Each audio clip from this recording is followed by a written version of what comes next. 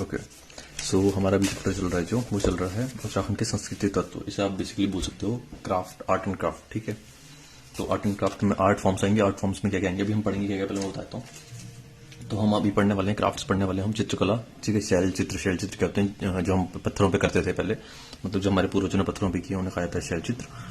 इसके अलावा हम पढ़ेंगे डांस फॉर्म्स, जो भी आर्ट में आएगा। ठीक है, डांस फॉर्म्स आएंगे, क्राफ्ट्स आएंगे, इसके अलावा पेंटिंग्स आएंगी। ये सारे के सारे आएगा सांस्कृतिक तत्व में। इसे हम आर्ट एंड कल्चर बोल सकते हैं बेसिकली। ओके, तो अब चित्रकला से बात कर लेते हैं स्टार्ट। चित्रकला में क्या है,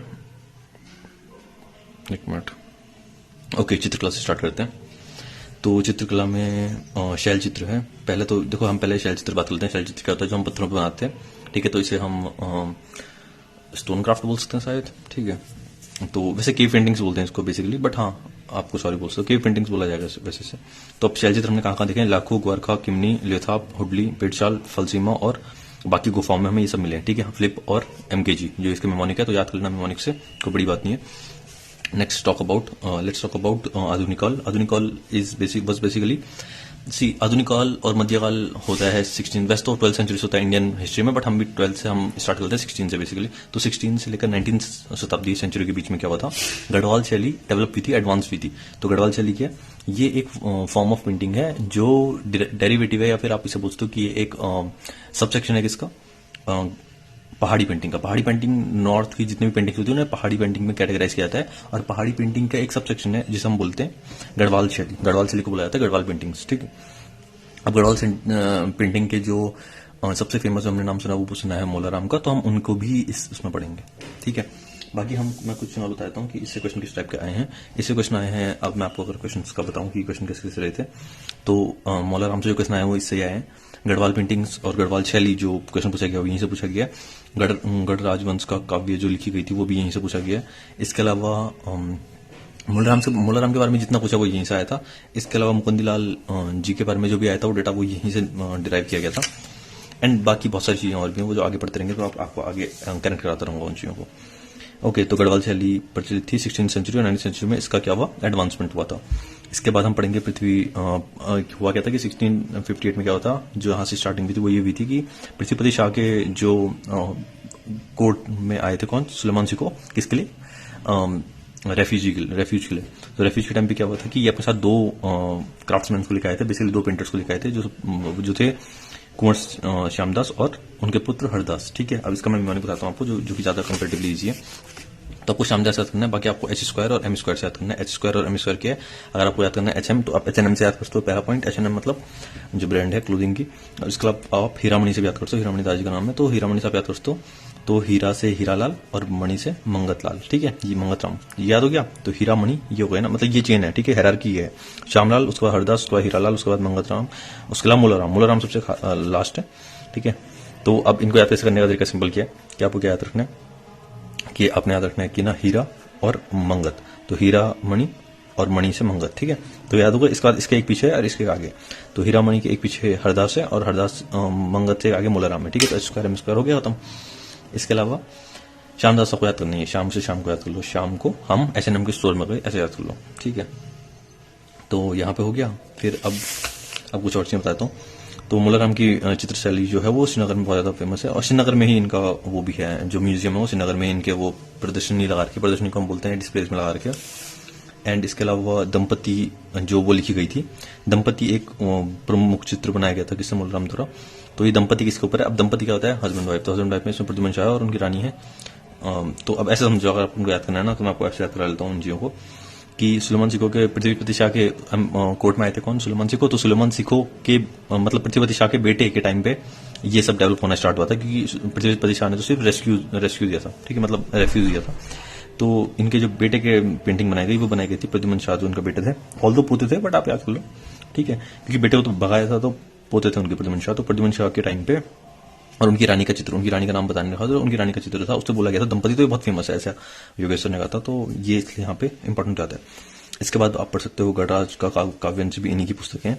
देखो अब और पुस्तक देखो, मोलाराम की चित्रकार में उनकी जो पुस्तकें हैं वो कौन कौन सी थी, तो गढ़ राजवंश का इतिहास। ठीक है, इसके अलावा बस ये एक मेन थी। और मोलाराम की चित्रों को जो लेके आए थे बैरिस्टर मुकुंदीलाल लेके आए थे डिस्प्ले करने के लिए दुनिया के सामने। इसी वजह से ज्यादा फेमस हुए थे, कौन, मोलाराम। इसके अलावा जो नारी अंकन है वो गढ़वाल जिले में बहुत वो खा गया था, ज्यादा ऊंचाई पर खा गया था, मतलब अब पे जो ज्यादा चला है वो चला है नारी अंकन, ठीक है। और ये गढ़वाल जिले का एक फोटो है यहाँ पर बना रखा।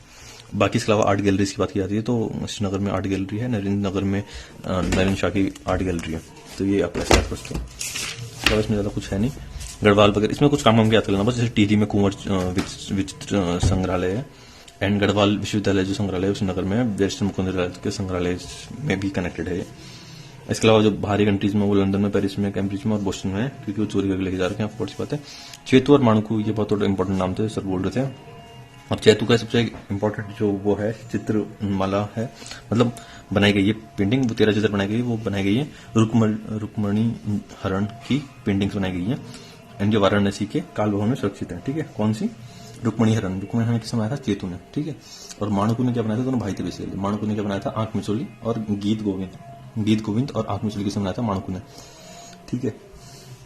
ये तो होगा यहाँ पे। उसके बाद बैरिस्टर मुकुंदलाल ने जो गढ़वाल पेंटिंग्स, देखो ये 3 हैं, इससे क्वेश्चन बहुत ज्यादा आ चुके हैं, मतलब काफी ज्यादा क्वेश्चन आए। मैं क्वेश्चन कर रहा था तो मैंने क्वेश्चन में देखे थे, तो ये क्वेश्चन बहुत आ रखे थे। पहला था Garhwal paintings, some notes on Molaram, Garhwal school of painting, ये 3 बुक्स हैं। ये तीनों बुक बैरिस्टर मुकुंदलाल ने लिखी हैं अंग्रेजी में, ठीक है। तो ये तीनों आ चुके हैं। इसके अलावा गढ़वाल पेंटिंग को वीर आर्चर ने इन्हें वो अंग्रेजी में कन्वर्ट किया था, और ये बाकी भी कन्वर्ट की गई थी, ठीक है। किशोरी लाल वैद्य ने पहाड़ी चित्रकला लिखी थी, ठीक है। वैद्य से चित्रकला याद रख लो, ठीक है। पहाड़ के वैद्य होते ना, वैद्य पहाड़ में, तो पहाड़ी चित्रकला किसने लिखी थी? किशोरी लाल वैद्य ने, ओके। यहाँ पे खत्म हो गया। इसके अलावा आता है वुडक्राफ्ट, ठीक है। यहाँ पे कुछ आप देख लेना थोड़ा, जैसे कि कुछ अगर इंपॉर्टेंट लगता है तो देख लेना, और दो सर ने बता रखी वीडियो में, तो वीडियो में आप देखो समझ आएगा। अब आता है सेकंड शिल्पकला। शिल्पकला को हम बोलते हैं वुडक्राफ्ट, ठीक है। शिल्पकला होती है वुडक्राफ्ट, ओके। तो हम इसे देखते हैं अब कि ये कैसा परफॉर्म की थी।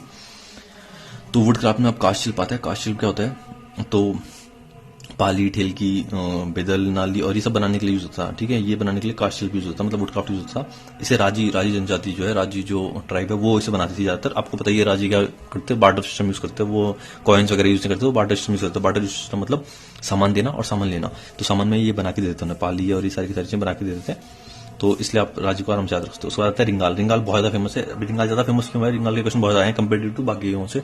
क्यों? इसका सोल रीजन ये है, इसका सोल रीजन ये था कि इसको जीआई टैग मिला हुआ है। जीआई टैग मिलने की वजह से रिंगाल बहुत ज्यादा फेमस हो गया था, और इसकी वजह से क्वेश्चन ज्यादा आए थे। तो रिंगाल क्या है? नरकट होता है। रिंगाल आपको पता है, रिंगाल बहलू जो घुमाते हैं वो रिंगाल से बनता है, साया जितना मुझे याद है। तो इससे कंडी बनती है, चटाई बनती है, सूप बनती है, टोकरी बनती है, मोस्टा बनता है, वो होता है ना सूप, वो सूप जिसमें हम चावल को की उसको वो करते हैं, उछालते रहते हैं, वो सूप होता है शायद। तो ये सब बनता है किससे? रिंगाल से, याद कर लेना। उसका आता है रेशा एवं कालीन शिल्प। कालीन शिल्प मतलब क्या होता है? मैट्रेसेस। तो मैट्रेसेस नहीं, मैट्स, ठीक है। मैट्रेसेस तो गद्दे हुए।